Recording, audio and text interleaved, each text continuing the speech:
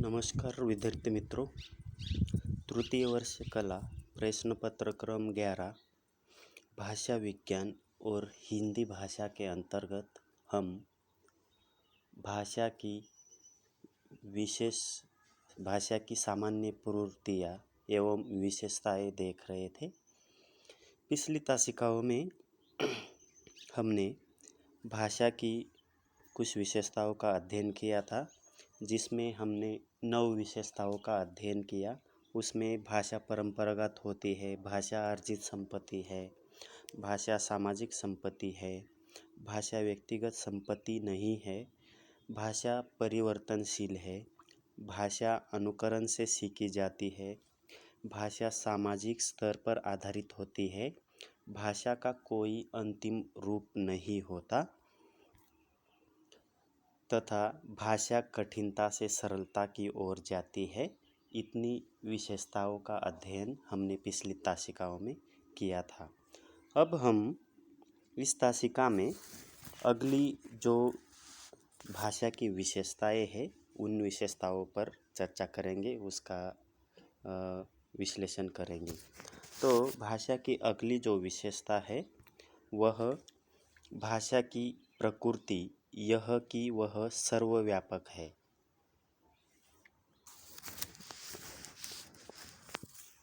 या भाषा अनिवार्य एवं सर्वव्यापक है, यह भाषा की विशेषताओं में अगली विशेषता मानी जाती है। तो भाषा जो है वह परंपरागत होने के कारण अनिवार्य है, यानी कि वह परंपरा से लेकर आज तक चली आ रही है और वह सभी के लिए अनिवार्य है। जब मनुष्य अपने मन के विचार अगर किसी के पास व्यक्त करना चाहता है तो उन्हें किसी न किसी प्रकार से भाषा की आवश्यकता पड़ती है। व्यक्ति और समाज का अटूट संबंध होता है और व्यक्ति भाषा को छोड़कर नहीं रह सकता। व्यक्ति जो है वह भाषा को छोड़कर कदापि नहीं रह सकता। समाज में अपने व्यवहार पूरे करने के लिए उसे कोई न कोई भाषा स्वीकार करनी ही पड़ती है और उसी के द्वारा वह अपने मन के विचार जो है, अपने भाव वह दूसरों तक पहुंचा सकता है। इसे भाषा की जब मनुष्य को अपने व्यवहार पूरे करने के लिए कोई न कोई भाषा स्वीकार करनी पड़ती है तो इसे ही भाषा की अनिवार्यता कहा जाता है। व्यक्ति के अस्तित्व के साथ ही भाषा का भी अपना अस्तित्व है। व्यक्ति का संबंध या व्यक्ति समाज का संबंध भाषा के बिना कदापि संभव नहीं हो सकता, वह भाषा के बिना असंभव है। अर्थात जहाँ व्यक्ति है वहाँ भाषा है, इसलिए भाषा को सर्वव्यापक कहा जाता है। ज्ञान विज्ञान का ऐसा कोई भी अंश नहीं है जो भाषा में समाहित नहीं है। उसका स्वरूप अत्यंत विराट एवं विस्तृत होता है। मनुष्य के मनन, चिंतन तथा भावाभिव्यक्ति का मूल माध्यम जो है वह भाषा माना जाता है। यह भी कि भाषा की सर्वव्यापकता का प्रबल प्रमाण यह माना जाता है। इसलिए भाषा अनिवार्य एवं सर्वव्यापक है। यह विशेषता भाषा की विशेषताओं में महत्वपूर्ण रूप से मानी जाती है। अगली विशेषता है भाषा सतत प्रवाहमयी है, यानी कि वह सतत गतिशील रहती है। मनुष्य के साथ भाषा सतत गतिशील रहती है। भाषा की उपमा प्रवाहमान जल स्रोत नदी से की जाती है, जो पर्वत से निकलकर समुद्र तक लगातार बढ़ती रहती है। अपने मार्ग में वह कहीं सूखती नहीं है। समाज के साथ भाषा का आरंभ हुआ और आज तक गतिशील है। मानव समाज जब तक रहेगा तब तक भाषा का स्थायित्व पूर्ण निश्चित है। किसी व्यक्ति या समाज के द्वारा भाषा में अल्पाधिक परिवर्तन किया जा सकता है, किंतु उसे समाप्त करने की किसी में शक्ति नहीं है। यानी कि इसमें परिवर्तन भाषा में अल्पाधिक रूप में हो सकता है, लेकिन उसे समाप्त करने की जो शक्ति है वह किसी भी व्यक्ति में नहीं है। तो भाषा की परिवर्तनशीलता को व्यक्ति या समाज द्वारा रोका नहीं जा सकता। इस प्रकार यह भाषा जो है वह सतत प्रवाहमयी होती है। अगली विशेषता है भाषा का संप्रेषण मूलतः वाचिक है। भाव संप्रेषण वह सांकेतिक, आंगिक, लिखित और यांत्रिक आदि रूपों में होता है, किंतु इनकी कुछ सीमाएं हैं, अर्थात इन सभी माध्यमों के द्वारा हमारी पूर्ण भावाभिव्यक्ति जो है वह संभव नहीं है। स्पर्श तथा संकेत भाषा तो निश्चित रूप से वह अपूर्ण मानी जाती है। साथ ही लिखित भाषा से भी पूर्ण भावाभिव्यक्ति जो है वह संभव नहीं है। वाचिक भाषा में आरोह, अवरोह तथा विभिन्न भावभंगिमाओं के आधार पर सर्वाधिक सशक्त भावाभिव्यक्ति संभव होती है। इन्हीं विशेषताओं के कारण वाचिक भाषा को सजीव तथा लिखित आदि भाषाओं को सामान्य भाषा कहते हैं। वाचिक भाषा का प्रयोग जो है वह सर्वाधिक रूप में होता हुआ दिखाई देता है। अनेक अनपढ़ व्यक्ति जो होते हैं वह लिखित भाषा से अनभिज्ञ होते हैं, किंतु वाचिक जो भाषा है उस भाषा का वह अनभिज्ञ लोग जो है वह सहज, स्वाभाविक तथा आकर्षक प्रयोग करते हैं। इसलिए भाषा संप्रेषण जो है वह वाचिक रूप में होता है। यह विशेषता भी भाषा की विशेषताओं में महत्वपूर्ण मानी जाती है। अगली विशेषता है भाषा की एक भौगोलिक सीमा होती है। प्रत्येक भाषा की एक निश्चित ऐसी भौगोलिक सीमा होती है। कोस कोस पर बदले पानी, 8 कोस पर बानी। इस उक्ति के अनुसार हम अगर 8 कोस फासला चले जाते हैं तो वहाँ पर भाषा में परिवर्तन आने लगता है, अर्थात उच्चारण शैली में थोड़ा थोड़ा अंतर हमें दिखाई देने लगता है। हर भाषा की स्थान और काल की दृष्टि से एक सुनिश्चित सीमाएं होती है। महाराष्ट्र की भौगोलिक सीमाओं के अंदर मराठी भाषा की सीमाएं हैं। उसी प्रकार अन्य जो राज्य है उन राज्यों की भौगोलिक सीमाएं अलग है।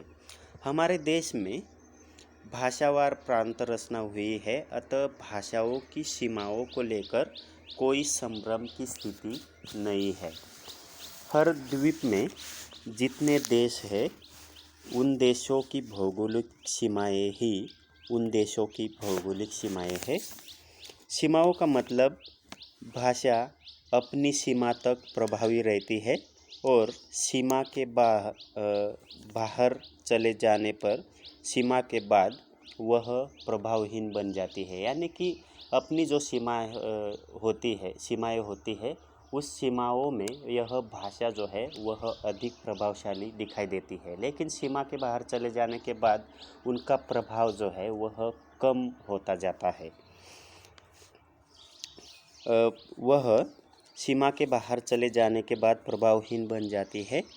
सीमा के बाहर उसका स्वरूप थोड़ा या अधिक परिवर्तित हो जाता है।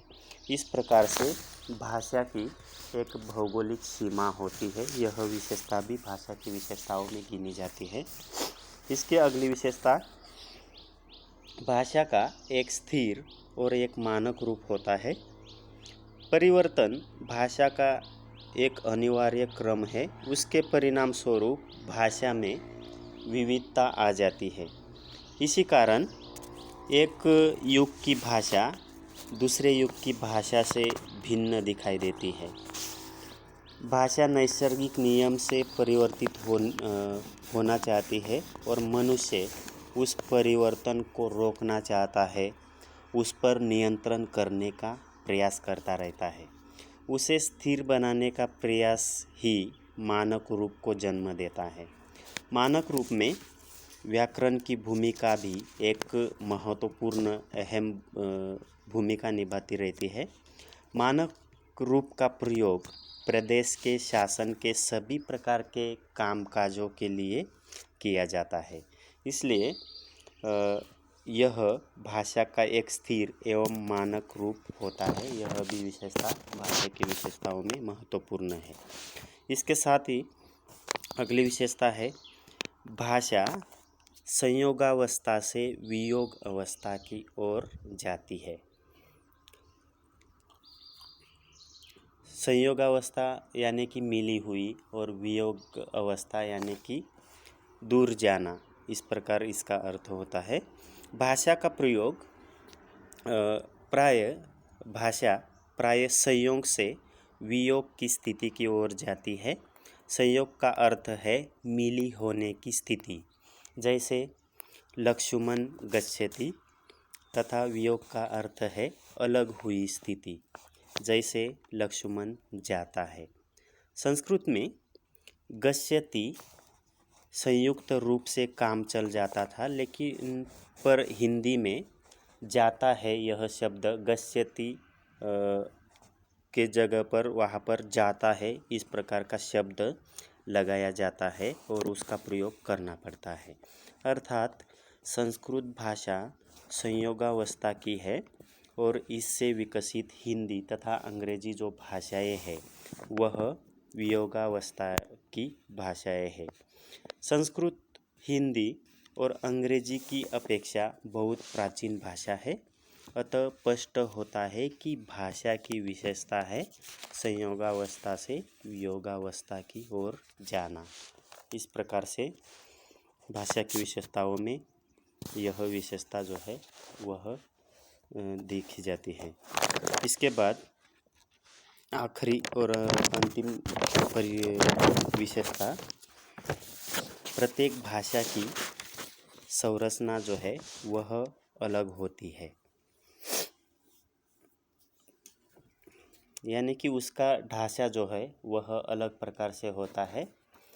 हर एक भाषा का अपना व्याकरण निश्चित रूप से अलग अलग होता है। प्रत्येक भाषा की अपनी संरचना अलग होती है, अर्थात प्रत्येक भाषा का ढांचा जो है वह पूर्णतया स्वतंत्र होता है, जिसके कारण किन्हीं दो भाषाओं का ढांचा एक समान नहीं हो पाता। ध्वनि, शब्द रूप, वाक्य, अर्थ की दृष्टि से दो भाषाओं में इसी कारण अंतर आ जाता है। यानी कि इन सभी बातों के कारण दो भाषाओं के बीच में अंतर आ जाता है। जैसे हिंदी में 2 लिंग है, गुजराती में 3, हिंदी में 2 वचन है तो संस्कृत भाषा में 3।